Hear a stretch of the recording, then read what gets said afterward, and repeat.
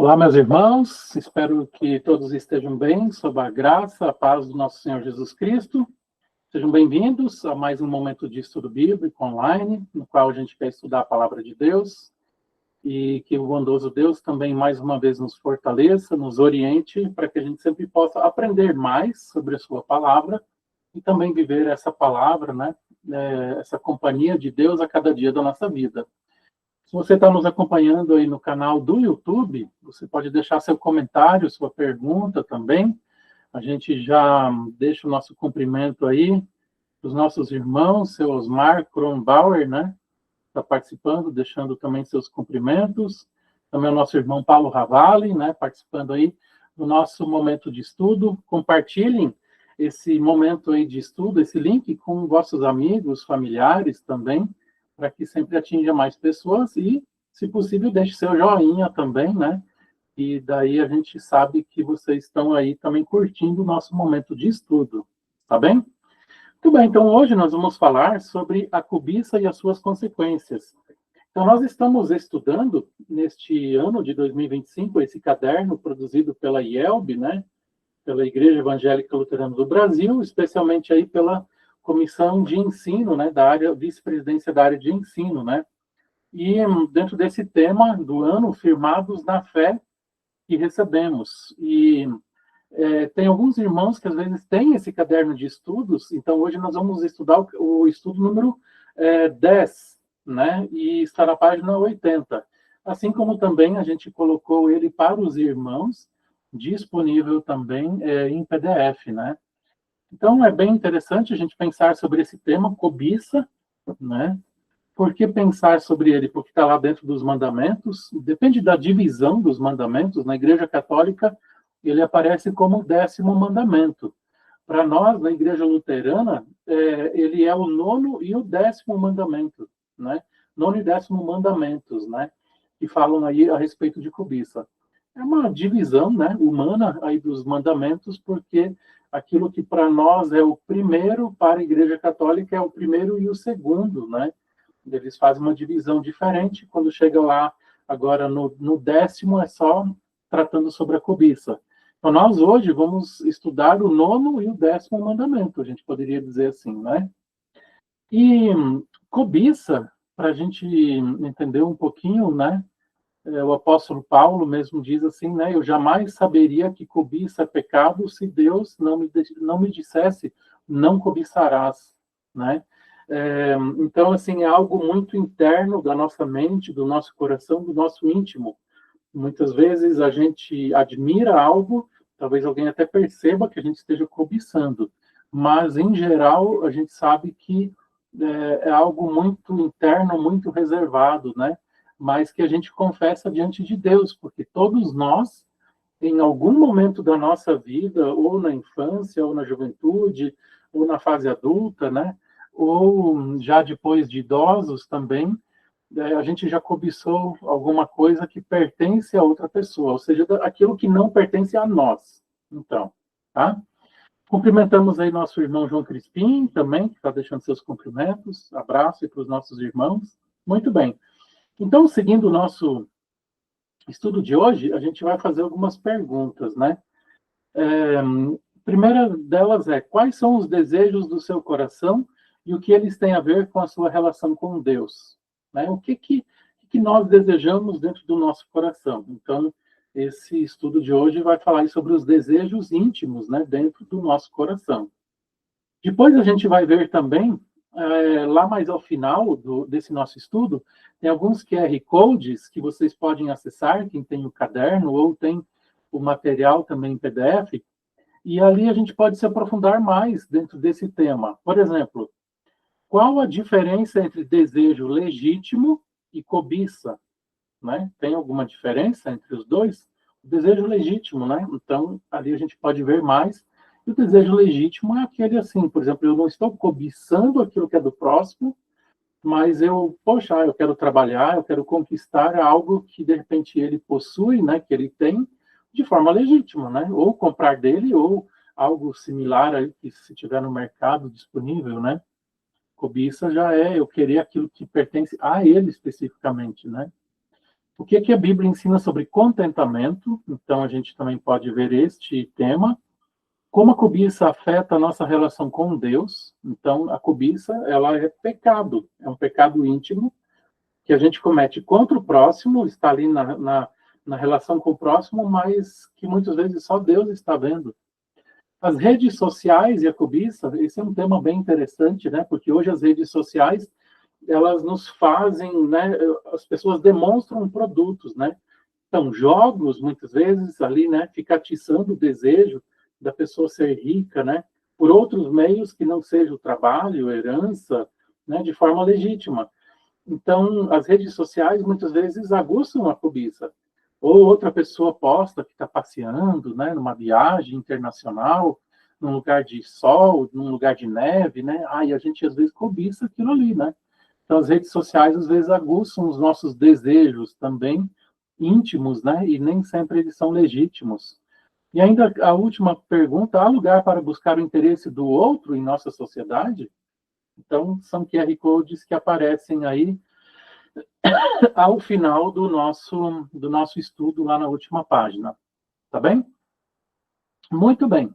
Então, a gente vai entrar aí no nosso texto bíblico de hoje, que é o texto de 1 Reis, capítulo 21.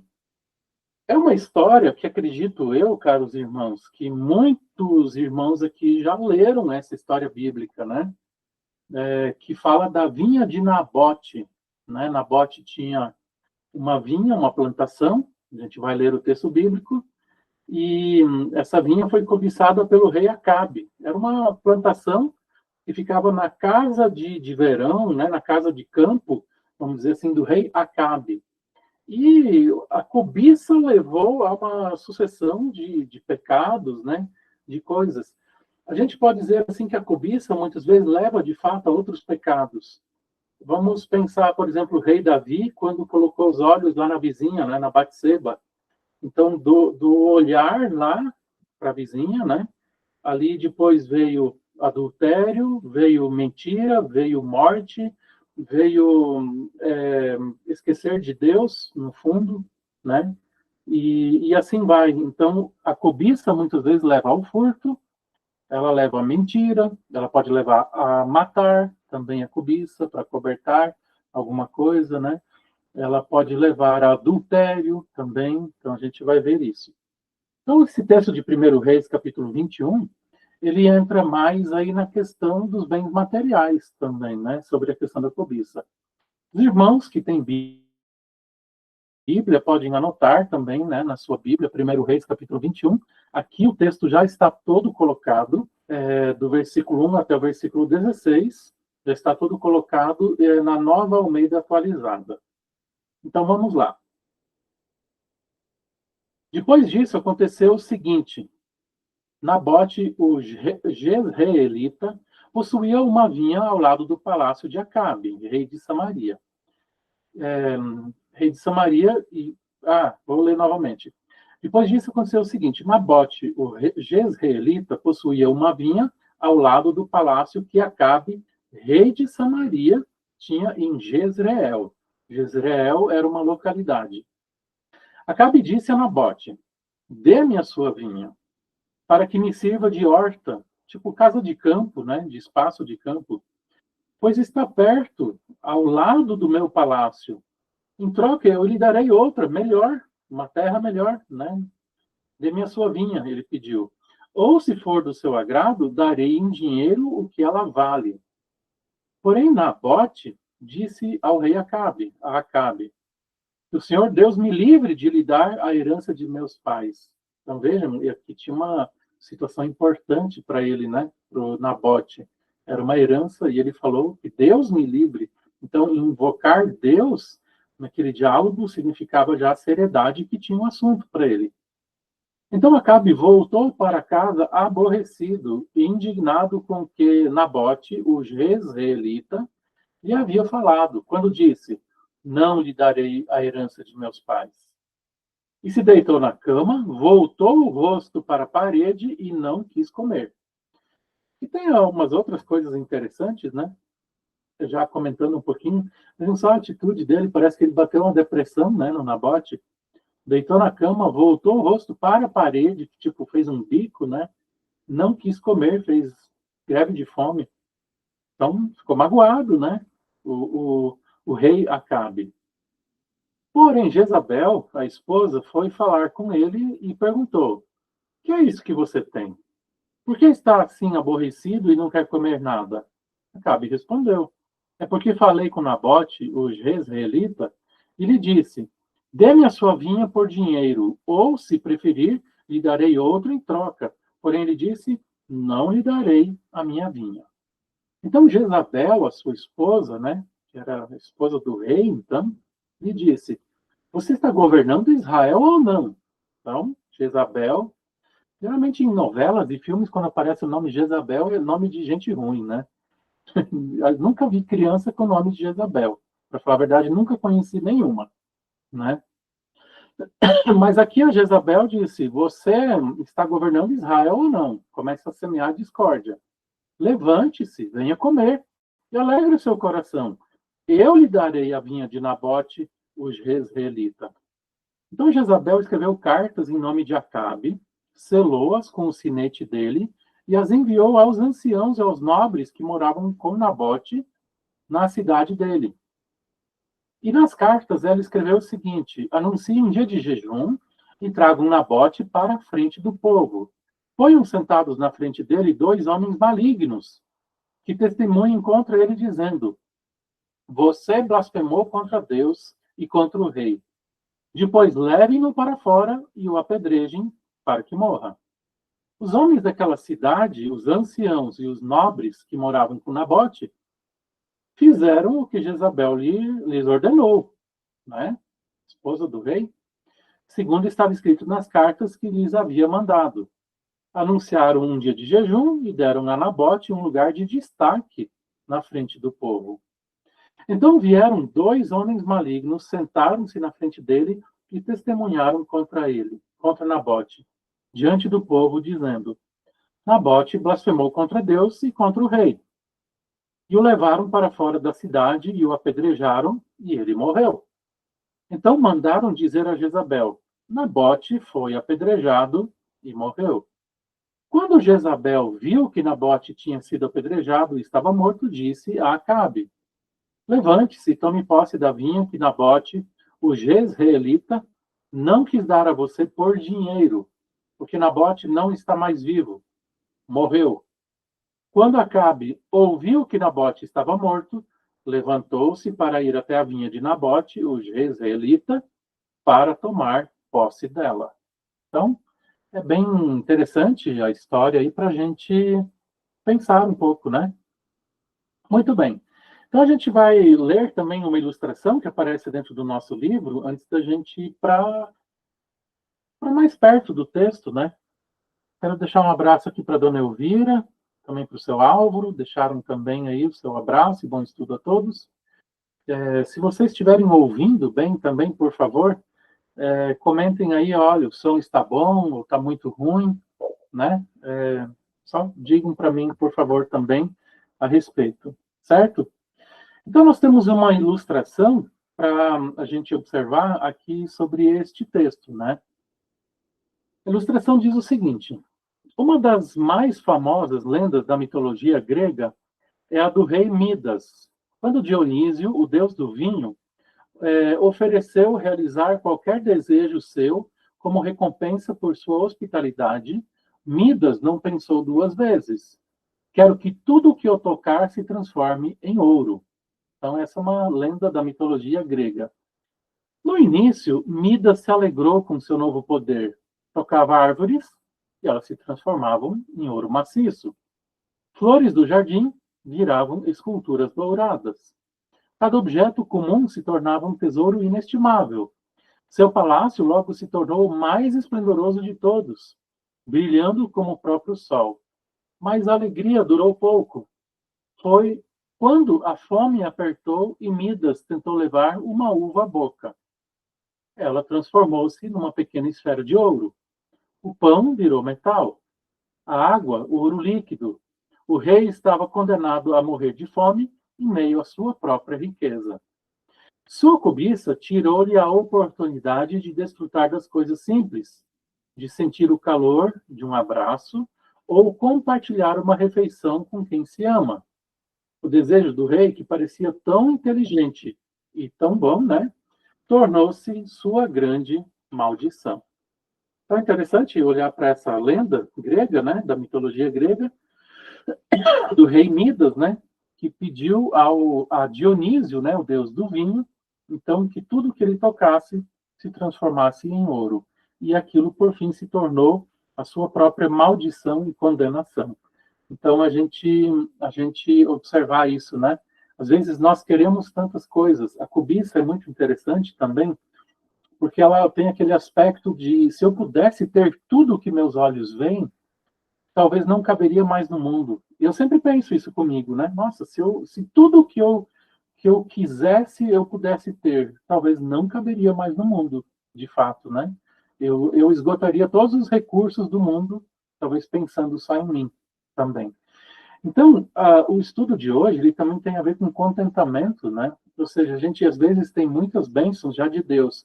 Não que a gente não possa crescer, né, de forma honesta, justa, né, coerente também, né? Mas às vezes a gente só quer mais, mais, mais, e talvez é só para ostentação e, por fim, às vezes tem coisas que nem nós também de fato desfrutamos quando a gente possui, tá bom? Então, agradeço aos irmãos, que claro que o som está bom, obrigado. Deixo um abraço aí para a dona Cecília, também minha sogra, que está participando, né, lá de Taguatinga, no Distrito Federal. Então, a gente ir então para dentro do texto, né, para a gente falar um pouco a respeito dele. Então, olhando ali para aquela história do rei Acabe, esposa Jezabel e o Nabote, que possuía uma terra onde ele tinha uma plantação de uvas, né, uma vinha, que era herança, né? Esse episódio aconteceu durante o reinado de Acabe, rei de Israel, cerca do ano 874 a 853 a.C., no Reino do Norte. Nesse tempo, o povo de Israel havia deixado de adorar o Senhor para seguir o falso deus Baal. Então, em 1 Reis, fala a respeito disso. É um livro interessante, um livro histórico, né? Mas que mostra que, de fato, as pessoas deixaram de adorar a Deus e passaram a adorar esse deus Baal. Inclusive, o próprio rei Acabe e a rainha Jezabel eram propagadores da cultura de adoração ao deus Baal. O texto mostra como a cobiça tomou conta do coração de Acabe, levando a uma série, então, de outros pecados. Então, versículo 1, a gente vê o seguinte: Nabote, o jezreelita, possuía uma vinha. Em Israel, a terra era vista como um presente de Deus, dado às famílias como parte de sua herança na terra prometida. Por exemplo, em Levíticos 25 fala a respeito. O fato de Nabote possuir, então, uma vinha mostra sua fidelidade e aliança com Deus, pois ele cuidava de uma herança que deveria permanecer na família. Para a gente entender um pouco, os judeus, né, o povo de Israel, eles tinham sempre um ano sabático. Eles tinham um ano de descanso da terra, de 7 em 7 anos, eles deixavam a terra descansar, mas também de 49 em 49 anos, né, sempre no 7, né, a terra ela voltava para a família original. Era uma forma de fazer com que algumas pessoas não ficassem ricas demais também. Lógico que, com o passar do tempo, quando se aproximava esse ano sabático ali de devolver a terra para a família que possuiu ela originalmente, as terras também iam ficando mais baratas, né? Porque a pessoa, às vezes, comprava o direito de usar a terra, então, às vezes, por 10 anos, 5 anos, somente ela sabia, depois essa terra seria devolvida, né? Então, no geral, eles tinham uma digamos assim, uma situação para promover justiça social, de certa forma. Apesar de que, nesses momentos em que se esquecia da lei de Deus, muitas vezes isso também não acontecia, né? Essa questão aí da justiça social. E essa prática, né, da terra voltar à família ali original. Mas é interessante, né?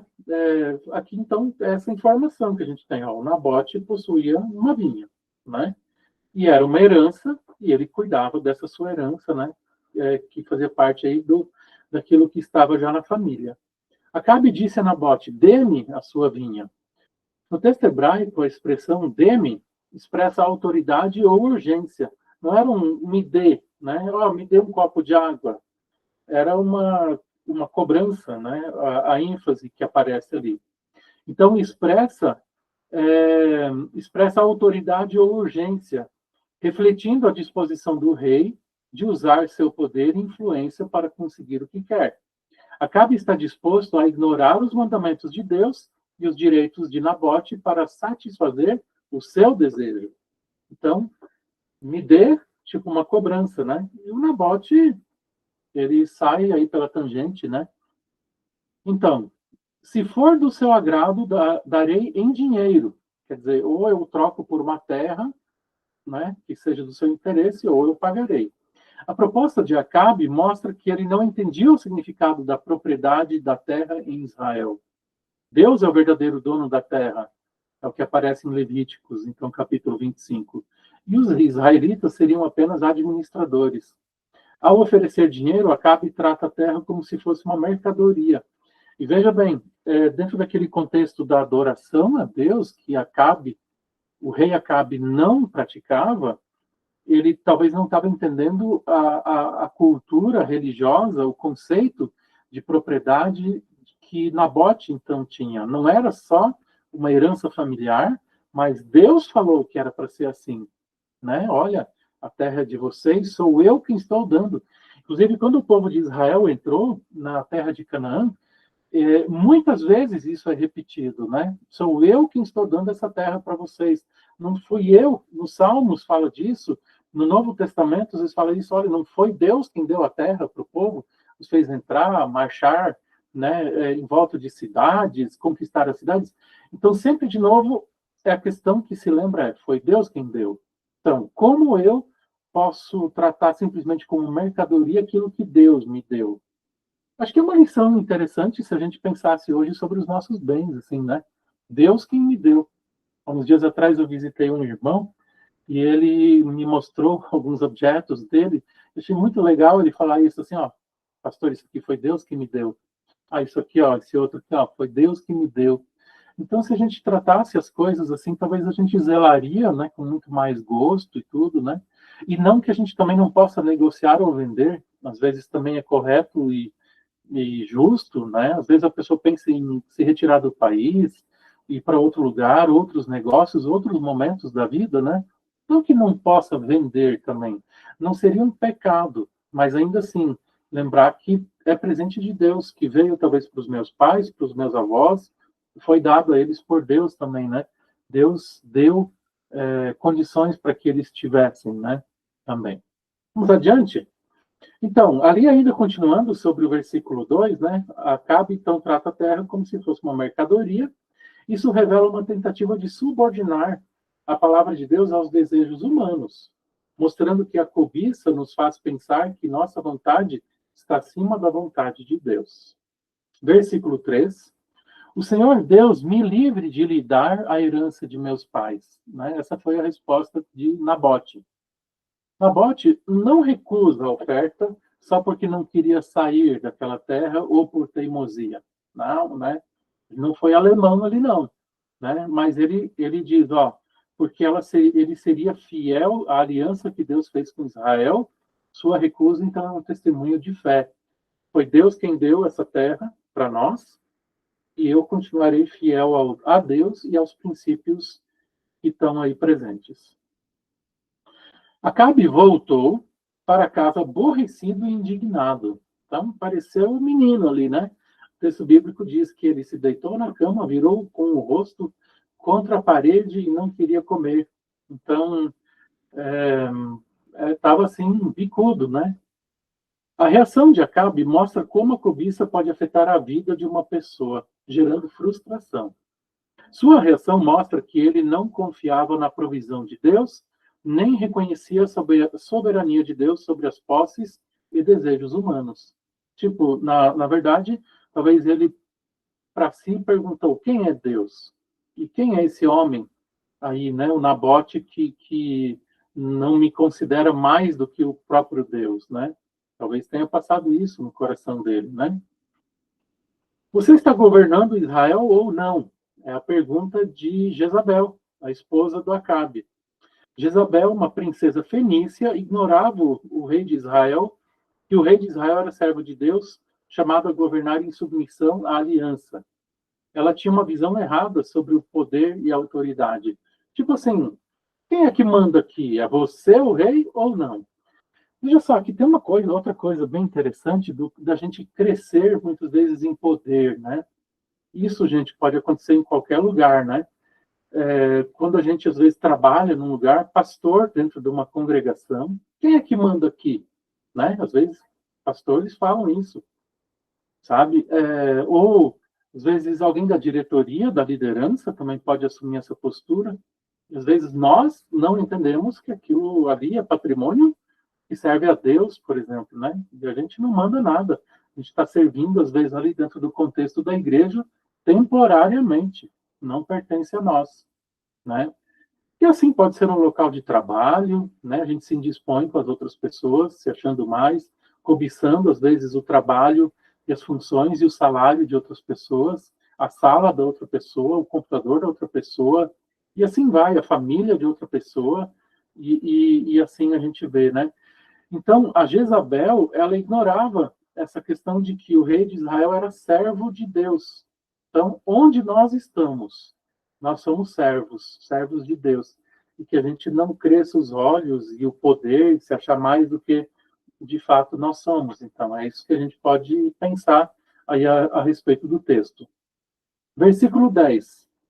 Que testemunhem contra ele. Então, Jezabel arquitetou um plano. Jezabel tenta dar uma aparência de direito ao plano de se apoderar da vinha de Nabote. Então, isso também é outra coisa aí dentro da cobiça. Como eu falei, às vezes ela leva a mentira, a morte, ao adultério, né? A outras questões também. E a pessoa está se achando no direito ainda. Então, era isso que é assim que ela se coloca, a Jezabel. Você é ou não é o rei? Quem é que manda aqui? Mais ou menos essa pergunta. Ou seria como dar um carteiraço, né? Chegar lá no Nabote e falar assim: você sabe com quem você está falando? Né? Ou seja, dar uma carteirada.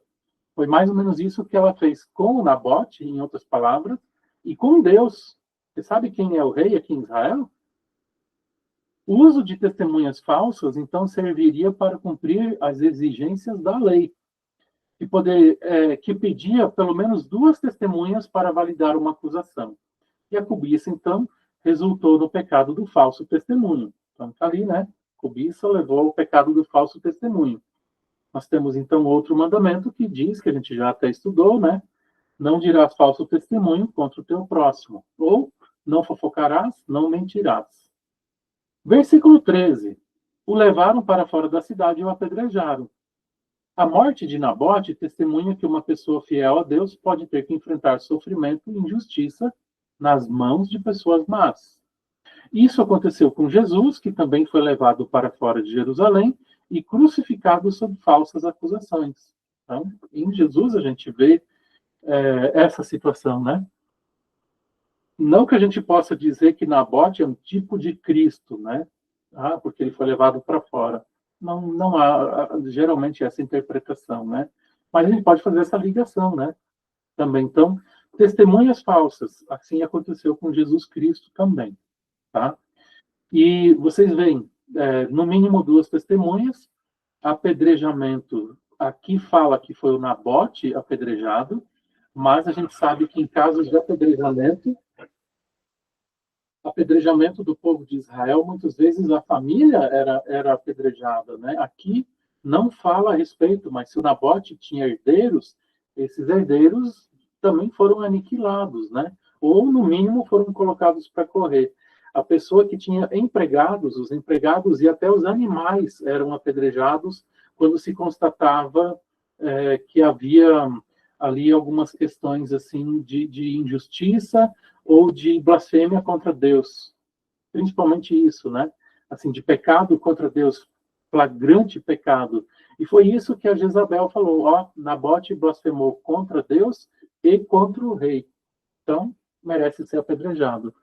Então, lembrando que muitas vezes não é o caso aqui do texto, mas a família toda, escravos, empregados, animais, às vezes tudo que a pessoa possuía era apedrejado. Tome posse da vinha. Então vem a notícia final, né? Então, neste mundo, parece que o pecado e a maldade vencem os planos de Deus.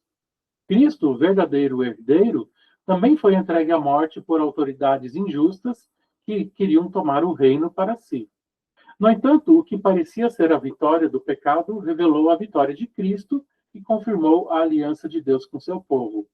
Isso nos lembra que, mesmo nos momentos em que o mal parece vencer, às vezes prevalecer, né, podemos confiar que a palavra de Deus sempre prevalecerá.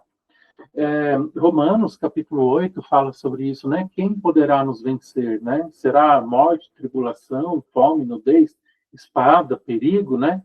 Nada pode nos separar do amor de Cristo, né? Que é nosso por meio de Jesus Cristo, nosso Senhor. Do amor de Deus, que é nosso por meio de Jesus Cristo, nosso Senhor.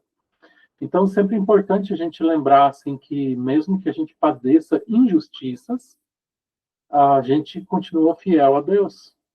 As leituras bíblicas deste próximo final de semana, elas, de certa forma, falam um pouco sobre isso, porque o texto de Lucas, capítulo 14, que a gente vai ler nesse próximo final de semana, 13º final de semana dentro do Pentecostes, né? Após Pentecostes, ele fala que cada um tome a sua cruz e siga Jesus, né? Jesus chama a gente para fazer isso. E às vezes pode ser sofrendo injustiça, inclusive injustiça de morte, né? E por mais que você tente se defender, você pode, pela fé, por ser obediente a Deus, né? Ou no caso ali, o Nabote foi fiel a um princípio bíblico, um princípio de Deus, né? Quanto à sua herança. E ele sofreu injustiça por causa disso. Tá bem? Muito bem. Dá um abraço aqui para minha mãe, a dona Lúcia, que deixou seu comentário ali também, participando aqui do interior do Paraná, né? Que Deus abençoe também, a mãe. E a gente segue no nosso estudo, então, a gente vai ler alguns textos bíblicos que ajudam a gente a complementar o entendimento, então, dessa questão do não cobiçarás. O texto de Êxodo, capítulo 20, no versículo 17, é onde está o mandamento. Então, lá diz assim, ó, não cobice a casa do seu próximo. Esse, na divisão dos mandamentos, seria para nós o 9º mandamento, né? Mas, como eu disse, é uma divisão humana isso daí, tá? Então, aqui foi já colocado junto, né? Num tema só. Não cobice a casa do seu próximo, mas não só os bens materiais dele, né?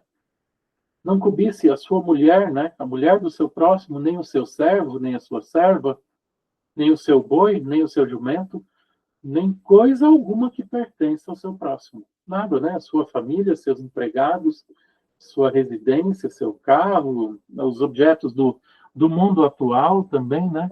Que a gente não cobice aquilo que pertence a outra pessoa. Como falamos, a cobiça, às vezes, é ali uma coisa muito interna. Texto de Filipenses, no capítulo 4.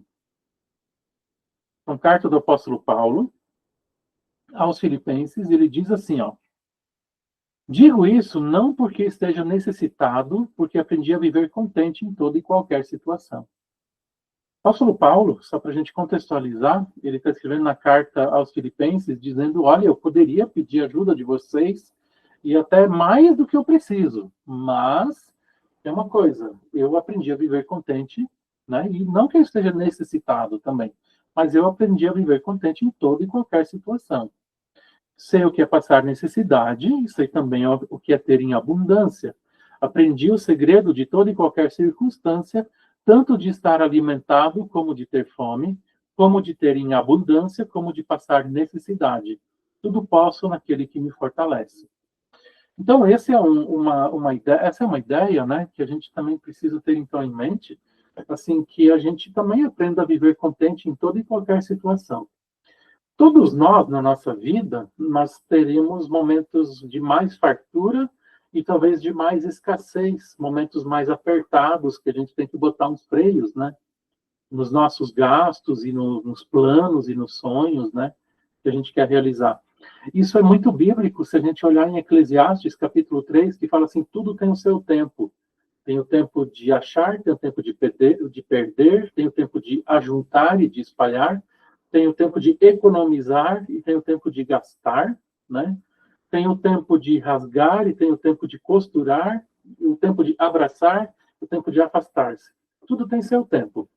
Então, quando a gente olha assim para os nossos bens na nossa vida, todos nós teremos altos e baixos. Hoje, talvez os jovens assim vivendo um momento, né, de muito conforto e onde você estragou ali um pouquinho, você já compra outro, né? Nós sabemos que há poucos anos atrás não era assim. Eu fico olhando, às vezes, assim, a minha mãe está acompanhando isso do bíblico, né? Um dia desses eu estava olhando uma foto dela, que está ela, assim, pequena, e está o meu tio Oscar ainda na barriga da minha mãe, da minha avó, Lídia, né, se não me engano, lá nos interiores aqui de Engenheiro Beltrão, lá em Sussuí, né? E a casa deles muito simples atrás, né?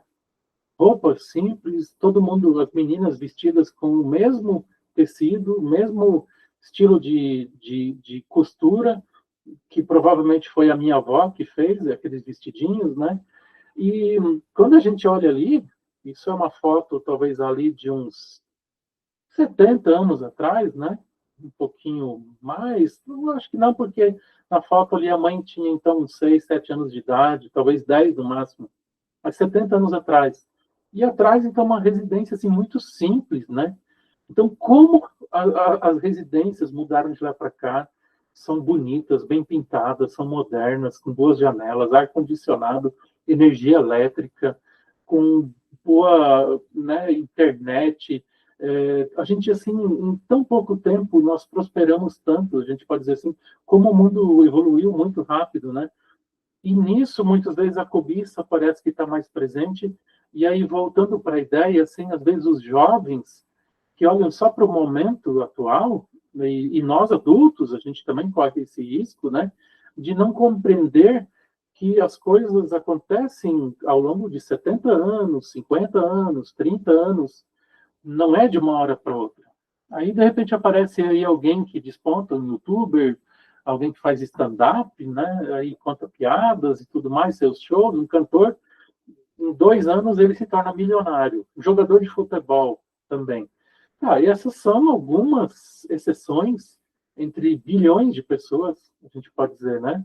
No geral, todo mundo tem que levantar cedo, estudar bastante, trabalhar muito para conquistar o pão nosso de cada dia, que ainda é também presente que vem das mãos do Senhor. E assim a gente também pode, aos poucos, ao longo aí de 10, 20, 30 anos, a gente também conquistar algo, né? Uma casa, um carro, e assim por diante, né? E Deus, então, ele nos ensina assim, a gente a viver contente, não que eu não possa crescer de forma justa, de forma honesta, acumular bens, mas lembrando, como eu falei do irmão que eu visitei esses dias, pastor, ó, isso aqui foi Deus que me deu. Então, a gente lembrar disso, Deus é quem está nos dando, né? Jó, a gente lembra assim, o que, que ele fala quando ele perde tudo? Deus deu, Deus o tomou, Deus o levou, louvado seja Deus, mesmo na falta. Jó não sabia que ele teria de novo no final. Ele poderia ter morrido ali. Texto de Romanos, capítulo 3. Só um pouquinho, beber uma água.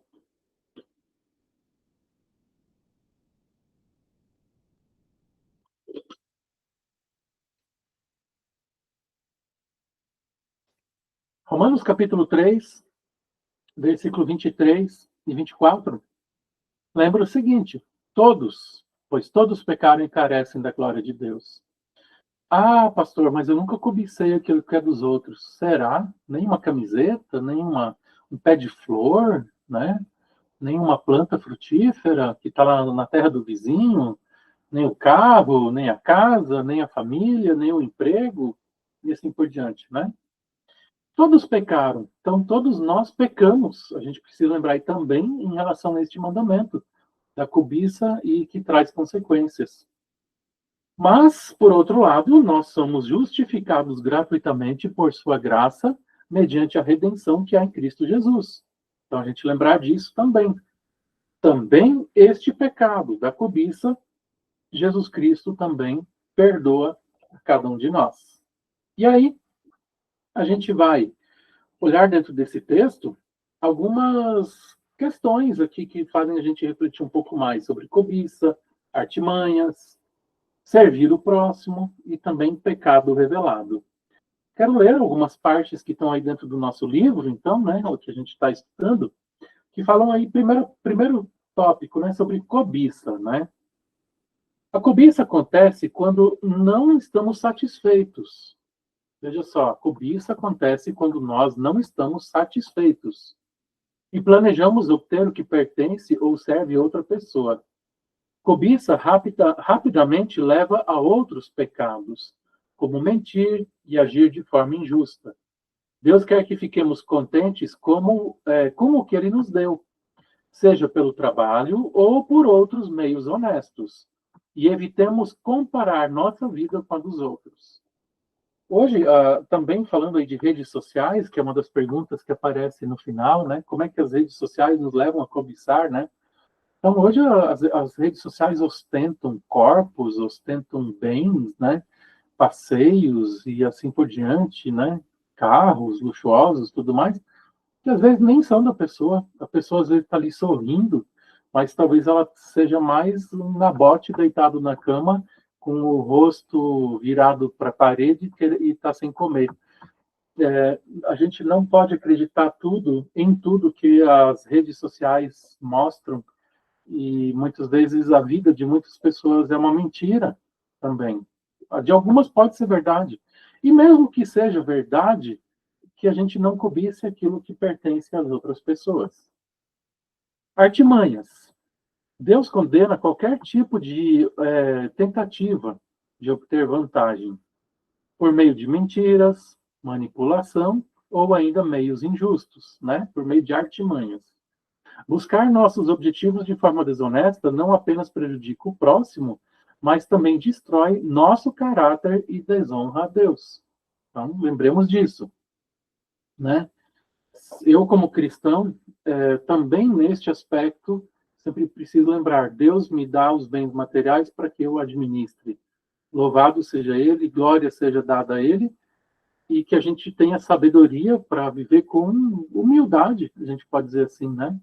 Apesar de que uma pessoa, então, que tem muitos bens materiais, dificilmente ela vive com humildade, né?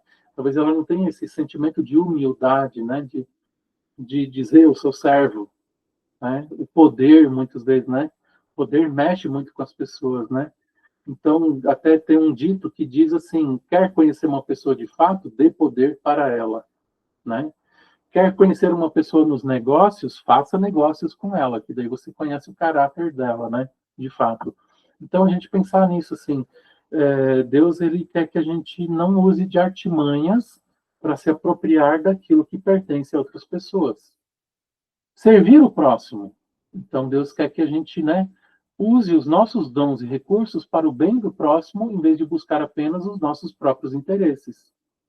Ajudar o outro a manter as bênçãos que ele recebeu de Deus é fruto de uma vida guiada pelo Espírito Santo. Então, que eu não cobice, e ainda, por outro lado, que eu também ajude o meu próximo a conservar os seus bens e o seu meio de vida, né? Então, se eu puder, eu estou vendo o meu próximo cair numa cilada, num golpe, se dar mal, eu posso alertá-lo, eu posso falar com ele. Se eu estou vendo, no mínimo assim, dizer, abre o olho, no intuito de ajudar, não de cobiçar e, tipo, estragar o seu negócio, pensando assim, esse negócio vai ser meu, né? E daí é cobiça, sabe? Mas se eu aconselho o meu próximo no intuito de fato de que ele melhore e conserve os seus bens, e eu faço isso como servo, de novo, né? Em amor, então está certo, né? Eu posso muitas vezes aconselhar, ensinar, chamar atenção. Às vezes ele pode estar caindo num mau negócio, né? E pode dar muito errado para ele também. Então, posso aconselhar, mas a decisão final sempre pertence à pessoa. Eu não posso decidir pela outra pessoa. Pecado revelado. A proibição da cobiça mostra que ninguém é justo diante de Deus, mesmo que leve uma vida aparentemente correta. Então, eu posso não cometer outros pecados que se tornam visíveis, mas eu cometo esse, às vezes, que é invisível, né? Acontece dentro. Então, aparentemente, parece que está tudo bem, mas eu cometo um pecado quando eu cobiço. O coração do ser humano é completamente corrupto e peca por pensamentos, palavras, ações e omissões. Reconhecer honestamente que somos pecadores nos prepara para receber o Evangelho. Jesus morreu para nos salvar e não há mais condenação para os que confiam nele. Então, como já dissemos, né, lembrando aqui o texto do apóstolo Paulo, né, voltando um pouquinho, Romanos capítulo 3, todos pecaram e carecem da glória de Deus, sendo justificados gratuitamente por sua graça mediante a redenção que é em Cristo Jesus. Também, em relação aos pecados da cobiça, Jesus também nos perdoa quando a gente se coloca em arrependimento diante dele, confessando o nosso pecado, né? E pedindo o seu perdão e que ele restabeleça a nossa relação, então, com o próprio Deus. Tá bem? E aí a gente vai para a nossa conclusão, né? Hoje o estudo parece que passou rapidinho, né? Mas aí já estamos aí em 50 minutos quase de estudo, né? Também. Espero que vocês tenham gostado do estudo de hoje, um estudo muito legal, assim, né? Que bem ajuda a gente a compreender melhor esse assunto, né? E também, se vocês têm perguntas ou comentários, por favor, coloquem eles aí também no nosso chat no YouTube e eu consigo acompanhar.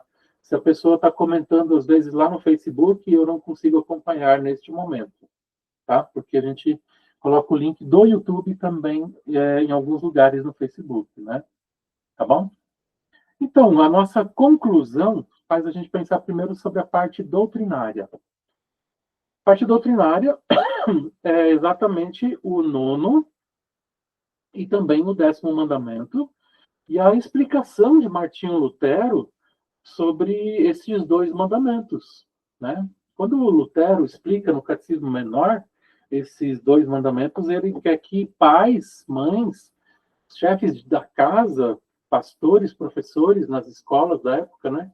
Eles ensinassem aí as crianças dessa forma. Então ele diz assim, ó: você não deve cobiçar a casa do seu próximo. Esse é o mandamento que nós chamamos de 9º, né? Devemos temer e amar a Deus de maneira que não procuremos adquirir com astúcia a herança ou a casa do próximo, nem nos apoderemos dela sob a aparência de direito. Pelo contrário, devemos servir o próximo e ajudá-lo a manter o que é seu. E ainda, também o outro, né? Você não deve cobiçar a mulher do seu próximo, nem o seu empregado, nem a sua empregada, nem o seu gado, nem coisa alguma que lhe pertença. Então, Lutero explica assim, ó: devemos temer e amar a Deus de maneira que não venhamos a seduzir a mulher do próximo, ou pode ser também o marido, né? No caso, o cônjuge, tá?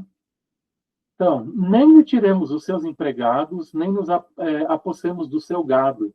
Ser os bens ali no tempo de Lutero, 500 anos atrás, terras, gado, casas, né?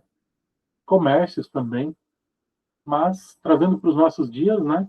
Qualquer coisa que pertence ao próximo. Que a gente não se apodere disso. Pelo contrário, devemos insistir com eles para que fiquem e cumpram com o seu dever. O cônjuge cuide da sua família, marido e mulher, cumpram com o seu dever, a não ser que não estejam cumprindo e um está ali só magoando o outro, né? Às vezes até mais sábio que se afastem, né? Não que eu esteja dando este conselho, mas em muitas situações, sim, né? Também, porque já estão traindo e aliciando e assim por diante, né? Então Deus pede para nós o respeito sobre a família do próximo, o cônjuge, seus filhos, empregados, seus bens e qualquer coisa, né? E que se a gente puder fazer que a gente dê bom conselho, que a gente alerte nosso próximo para que ele não caia em crimes, golpes, né? Que hoje são muito próximos da gente aí, de forma virtual, principalmente, né? mas que a gente também aconselha as pessoas a cumprirem o seu papel onde elas estão. Então, é um bom comentário aí que Lutero faz ensinando esses dois mandamentos. Concluindo ainda, existem pecados que aparentemente são mais fáceis de controlar, mas a cobiça mostra claramente que o coração humano é corrompido, não confia e nem se rende à vontade de Deus. Quando pensamos nisso, percebemos que não faz sentido imaginar que alguém possa viver uma vida santa e conquistar a salvação por si mesmo. Pelo contrário, todos precisam de um Salvador. A boa notícia do Evangelho é que fomos resgatados por Jesus e recebemos o perdão pela fé. Então, a gente não consegue ser perfeito, também não nestes mandamentos. Por isso, precisamos de Jesus Cristo, que na cruz também pagou por esses nossos pecados. Se nós erramos já sobre esse mandamento, esses mandamentos da cobiça, que a gente corrija a nossa vida, que a gente restitua, que a gente devolva, que a gente peça perdão para alguma pessoa, que a gente devolva aquilo que foi subtraído e assim por diante. Como filhos de Deus batizados, seremos levados a lutar contra a cobiça e suas consequências. Ser fiel a Deus em um mundo que exalta a ambição e tolera a desonestidade pode trazer sofrimentos injustos, que precisam ser suportados com paciência e fé. Porém, confiamos na vitória de Cristo sobre o mal e nela encontramos força para o presente e esperança para o futuro, quando toda cobiça e sua injustiça serão eliminadas para sempre.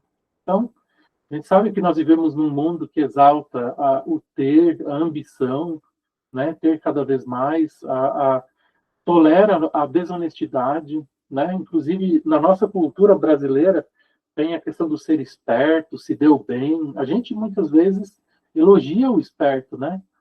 A gente pode até não concordar com a atitude, mas, nossa, o cara se deu bem.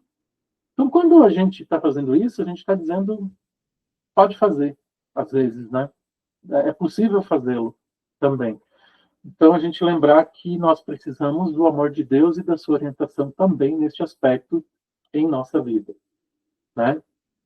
E aí a gente tem algumas perguntas finais, né? Os desejos do seu coração demonstram satisfação ou insatisfação com o que você recebeu de Deus? Não só os desejos do coração, mas às vezes as nossas palavras também mostram muita insatisfação, nossas atitudes, né? Às vezes a gente abre a boca mais para reclamar, para falar que está tudo ruim, do que para de fato agradecer a Deus. Você já presenciou artimanhas ou meios desonestos usados por alguém para amaldiçoar algo, né? Ou melhor, para alcançar algo? Talvez todos nós, né, já vimos. Eu já tive membros assim que confessaram assim sem arrependimento. Esse aqui foi o mais estranho, assim, confessaram: olha, pastor, eu troquei uma peça lá, o cara pediu para trocar na oficina, por fim eu nem troquei a peça, ficou por aquilo mesmo, estava funcionando, mas eu cobrei. E peça, assim, de máquinas caras, 10 mil, 20 mil, né? E eu, nossa, mas a pessoa está contando isso para o seu pastor e, assim, sem nenhum arrependimento, como se estivesse dizendo, trabalhei honestamente, né? Então, todos nós já presenciamos, vimos ou ouvimos algo sobre artimanhas, né? O que o exemplo de Nabote ensina sobre como agir em situações difíceis ou injustas? Que a gente passa por injustiça. Eu acho que ela nos ensina isso. Passaremos por injustiças aqui nesse mundo. Posso ser acusado de algo que eu não fiz. Eu posso ser injustiçado no meu trabalho.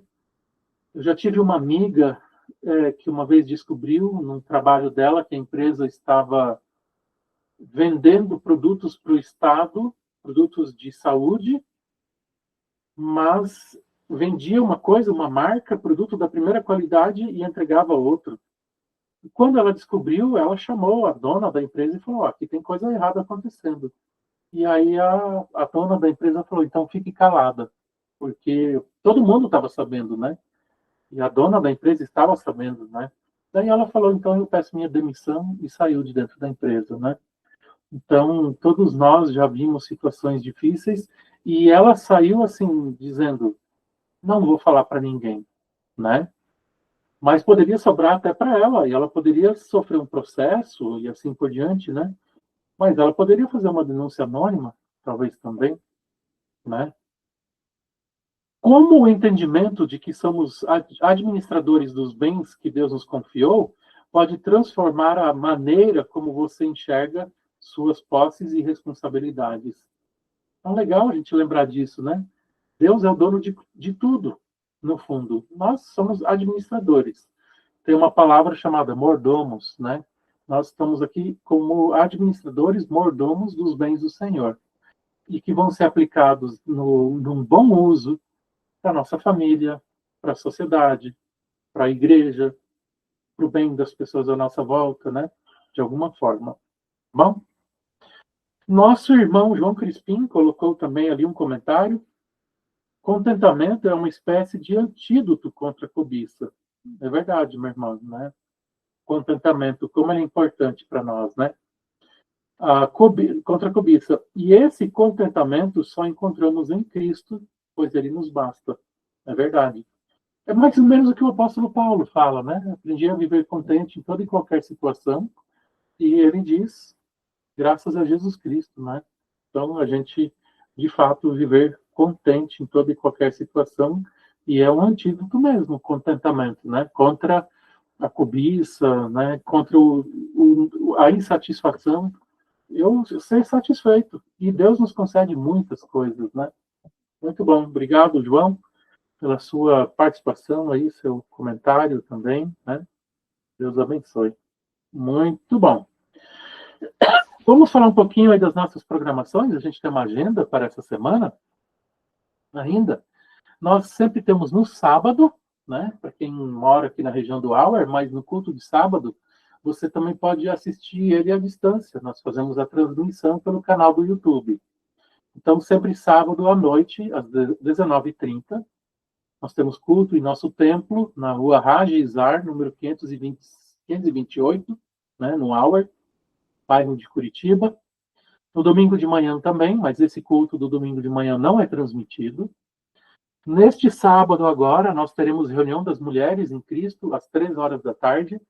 Vamos aí abordar o tema perdão, né? Será o estudo que eu e o irmão Sérgio Mug, o líder dos homens, né? Junto com o irmão João Crispim, né? O Sérgio Mug e eu vamos dirigir, então, um estudo na reunião das mulheres, né? As mulheres em Cristo, abordando o tema perdão, né? Perdão tem muitas faces e desdobramentos muito bons para a nossa vida, né? O perdão de Deus, que nos dá a vida eterna, mas o perdão na relação com as pessoas, ele também é muito benéfico, terapêutico, né?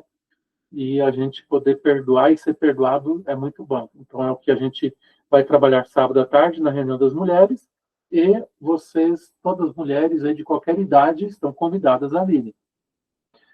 Também na nossa agenda semanal, no dia 13 e 14 de setembro, no outro final de semana, nós vamos ter os cultos de aniversário da nossa congregação, 62 anos. No dia 14, que é domingo, então nós teremos o nosso almoço de comemoração pelos 62 anos de existência, de bênçãos dessa congregação, do seu trabalho. As inscrições são até segunda-feira, ou terça, se não me engano, até o dia 9. Então, quem não fez ainda a sua inscrição, precisa falar com a nossa secretária Josi. R$ 60,62 é o valor da inscrição por pessoa, tá? Acima de 10 anos de idade. Até 10 anos de idade, paga somente a metade, R$ 30,62. Então, precisam correr aí, porque estamos aí no laço dessas inscrições. Tá bem? Muito bom. Que Deus abençoe e guarde. Vamos orar para finalizar, então, esse nosso momento de estudo de hoje. Obrigado, Senhor Deus, por todos os bens, pela vida, por tudo aquilo que concedes a cada um de nós. Obrigado especialmente, Senhor, porque Jesus Cristo, na cruz, também carregou estes pecados que falam sobre a cobiça e seus desdobramentos. Perdoa-nos, Senhor Deus, e ensina-nos a viver conforme a Tua palavra, conforme o Teu querer. Louvamos a Ti, ó Senhor Deus, por tudo aquilo que Tu nos concedes todos os dias.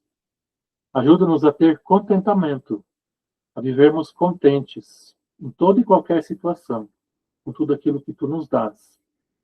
Também, Senhor Deus, se pudermos ter bens aqui neste mundo, se for do Teu agrado, jamais esqueçamos do Teu amor, do Teu senhorio sobre todas as coisas, e que possamos sempre usar tudo para a Tua honra e glória, para servir a Ti. É o que nós pedimos, ó Senhor Deus, e por tudo sempre agradecemos em nome de Jesus. Amém. Muito bem, gente. Que Deus abençoe e guarde sempre a vossa vida e que Deus também conceda sempre sua sabedoria, seu amor para viver cada dia da vida. Amém. Fiquem na paz.